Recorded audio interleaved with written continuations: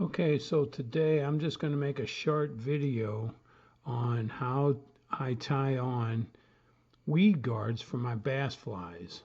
So this one right here is a single type weed guard that I use on my deer hairs and poppers that are surface flies, and it's a single weed guard that's tied in, as you can see, to this point on the bend.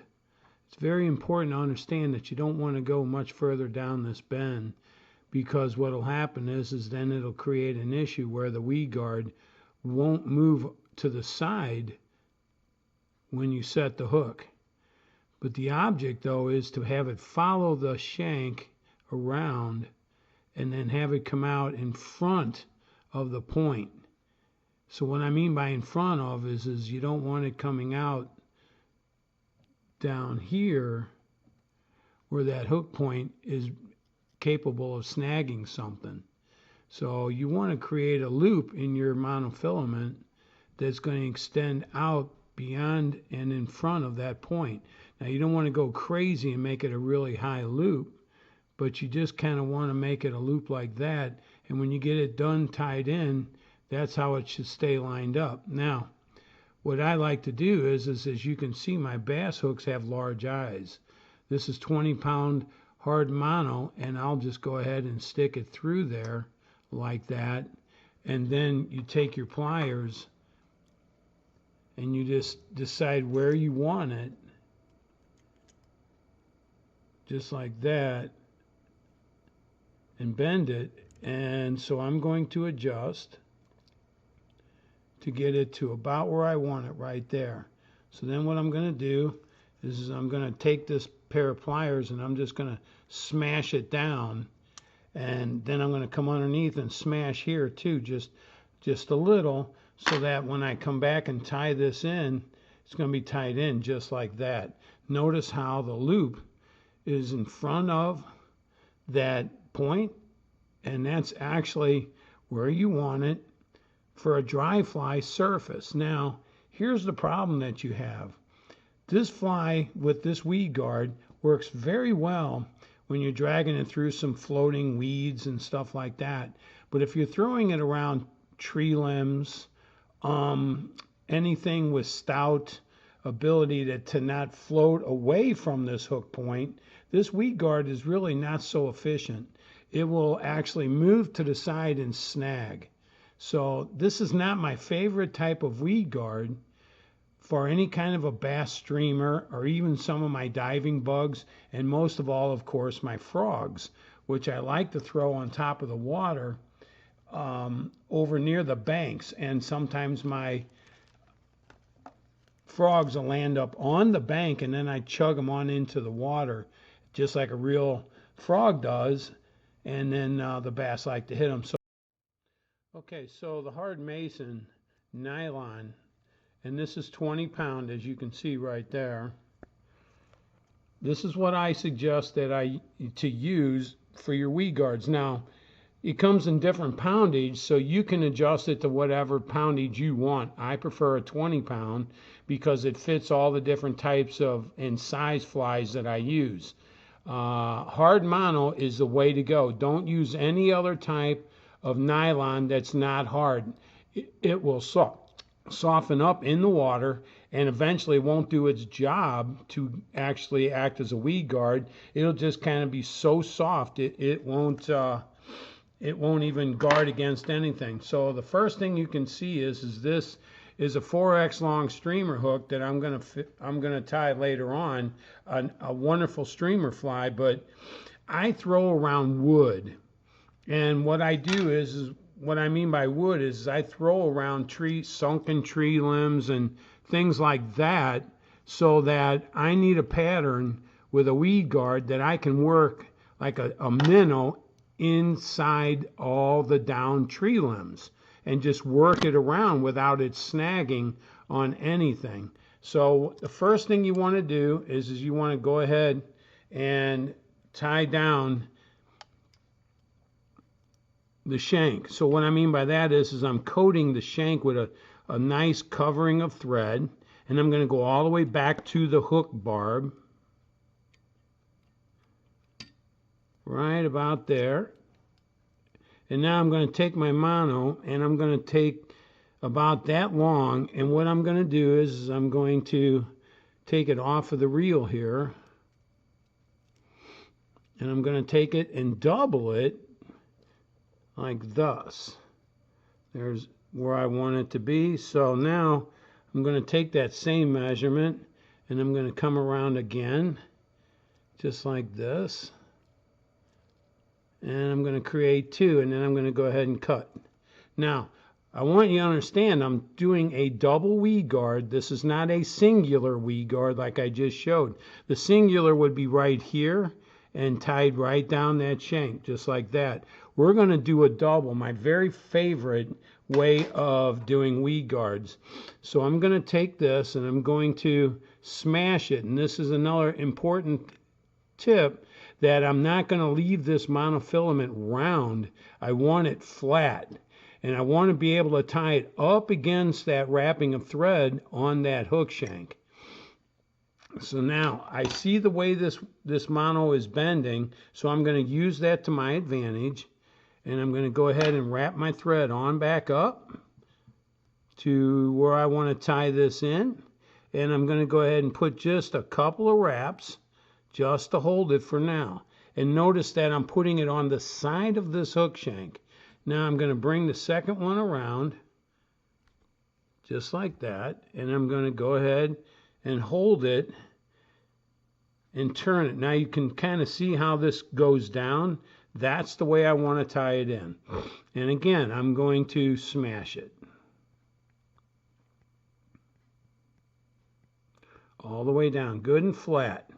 Don't want this thing round, because you want to be able to tie it in tight and keep control. So now I'm going to go ahead and hold this here, and I'm going to put a couple of wraps nice and tight just on this tip. So now you can see how the mono wants to go down. And you can see now that this one's rolled onto the side. That's no big deal.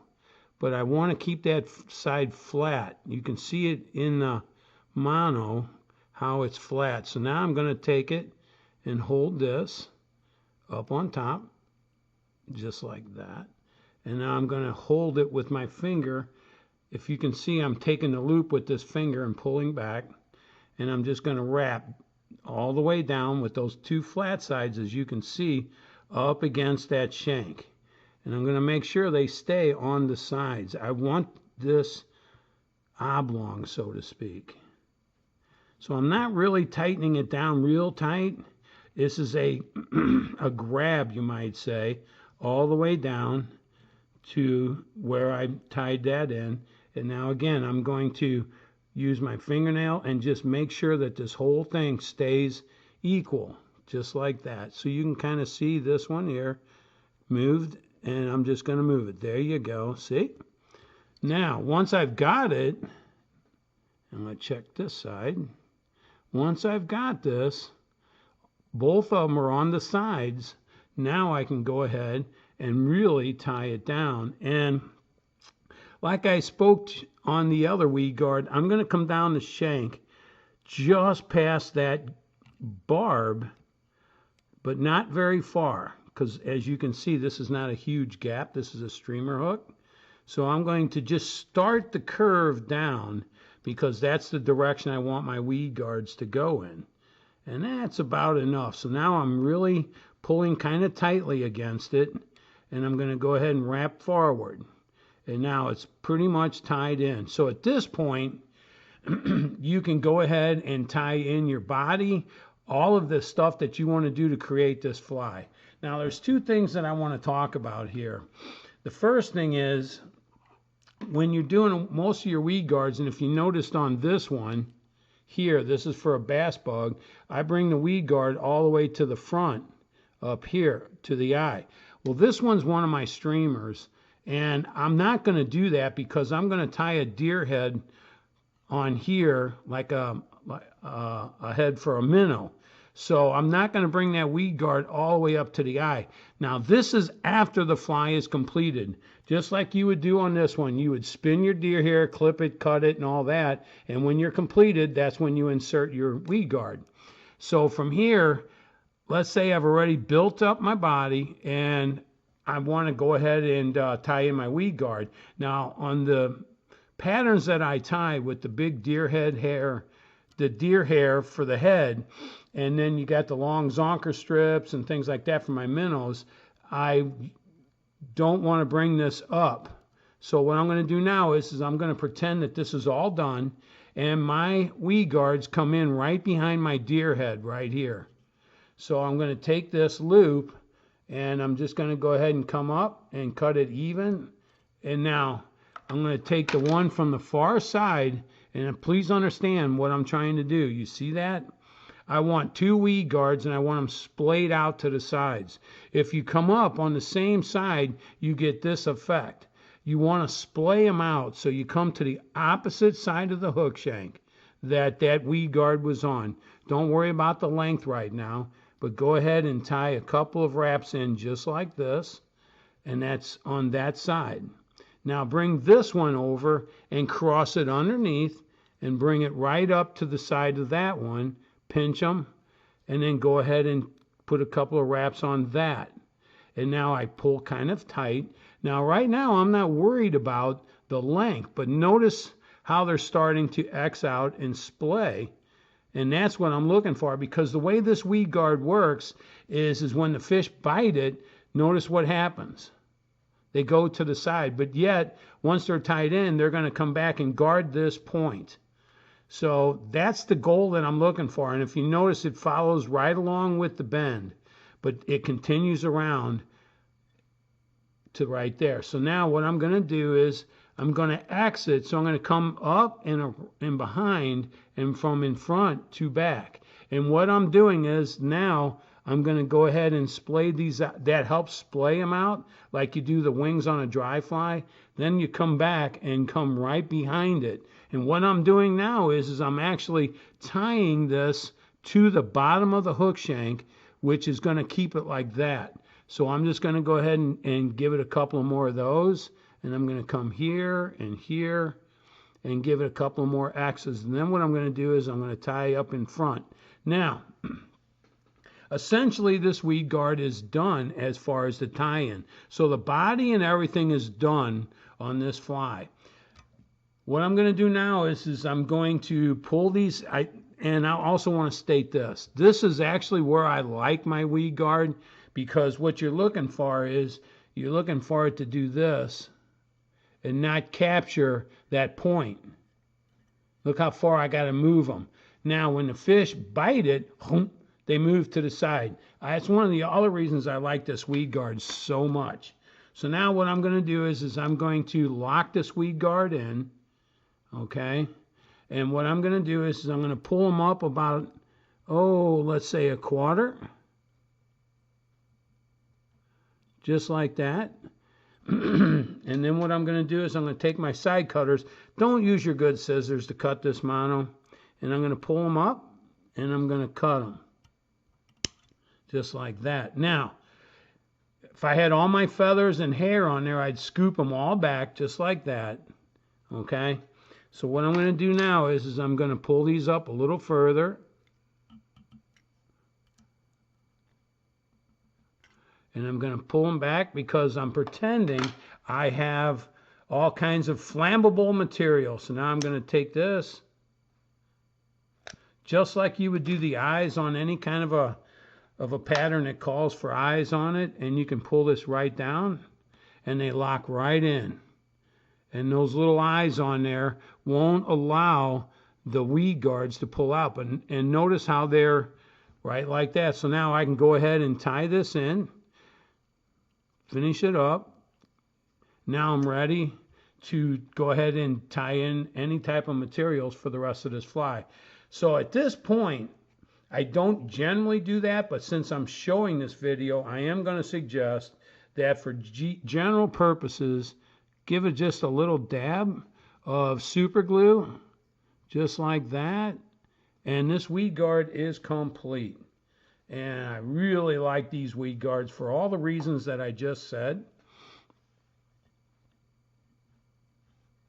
And I'm going to go ahead and do this because I want to cut and talk a little more. Okay. So this weed guard, like I said, you can take it, if you can see how it stands out. Look how it is. So I've got one that's just a little longer, no big deal, or a little shorter, but that's fine. What's going to happen is when I work this thing through the water, it's going to act like a keel, and this fly is always going to sit in the water like this. And I want to show you something else. When you drag it, you can't grab wood with it or anything like that. And that's the other thing that I like about it. And that's why I like this. So when a fish gets it, boom. When a fish doesn't, and it comes right over the top. I am pressing on it, and it rides right over. Boom, there was one hook. Now, I've thrown these things in the trees and gently pull a little tug on them, and they come right out of the trees above where I'm fishing. So there you go. This is a double weed guard for bass flies that I gotta say has worked so well for me for so many different reasons. Making my fly ride correctly in the water. It's not snagging on anything. 90% of the time, if you don't pull hard and you just work it like you would a minnow, this thing won't grab anything. So there you have it. Hard Mason nylon 20-pound double weed guard locked in. And the purpose, again, if you can see that point, how far back it is from that bend. And when you hook it up on your fly rod, here's another little tip. When you put it on your fly rod in your hook keeper to go to the next hole, you hook it in there like that and then slide it in the keeper, and the rod maintains it, keeping that heart shape. Maintains it. When you put it in your fly box, you push it in, push your weed guards to the side, and slide it into your fly box, and the weed guards will always stay like that. It is a wonderful way to tie in and use a weed guard such as that.